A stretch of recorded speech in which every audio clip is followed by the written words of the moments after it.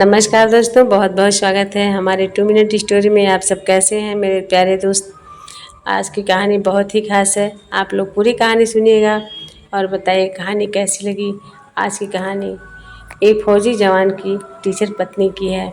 एक फौजी जवान और टीचर पत्नी। एक फौजी जवान की पत्नी कैसे रहती है, क्यों इतनी परेशान है और अंत में उसने आत्महत्या क्यों की। आइए जानते हैं फौजी जवान की पत्नी की कहानी। प्लीज़ आप लोग कहानी पूरी सुनिएगा और बताइए कहानी कैसी लगी। दोस्तों, 20 साल की एक लड़की की शादी होती है फौजी जवान से। ये लड़की बीए की हुई होती है। इसने फिर बीएड में एडमिशन लिया हुआ होता है, बीएड करती है।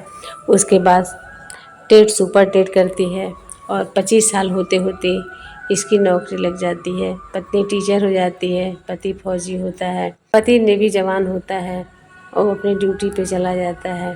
और पत्नी साल भर झेलते झेलते वो एक दिन आत्महत्या कर लेती है। कितनी शर्मनाक बात है ये। उसने अपने आत्महत्या करने के पहले जो सुसाइड नोट लिखा था, उसमें लिखा था, मैं माफ़ी मांगते मांगते अपनी ही नज़रों में गिर गई हूँ।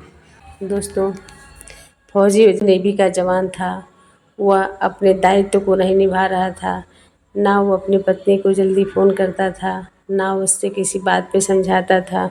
उसके माँ बाप इस लड़की को इतना प्रताड़ित करते थे, इतना प्रताड़ित करते थे। मायके से दहेज लाने के लिए बार बार कहते थे और हमेशा मारते पीटते थे, बहुत परेशान करते थे।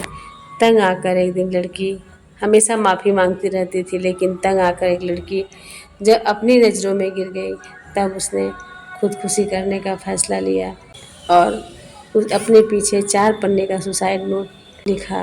और सारी बातें, साल भर में जितने भी जुर्म उसके साथ हुआ था, माँ बाप पति का, सब उसने लिखा था। दोस्तों, पैसा चाहे जितना भी हो, अगर परिवार अच्छा नहीं होता है तो ज़िंदगी नर्क हो जाती है।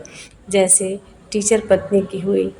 यह बेचारी संकोच में माँ बाप की इज्जत रखने के लिए, परिवार का मान बढ़ाने के लिए, भाइयों की इज्जत रखने के लिए मायके भी अपनी बात नहीं कह पा रही थी और ससुराल में इतना प्रताड़ना झेल रही थी।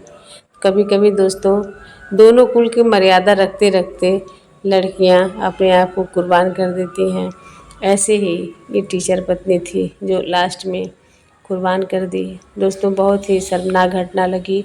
आप लोगों को ये घटना कैसी लगी, आप लोग ज़रूर बताइएगा।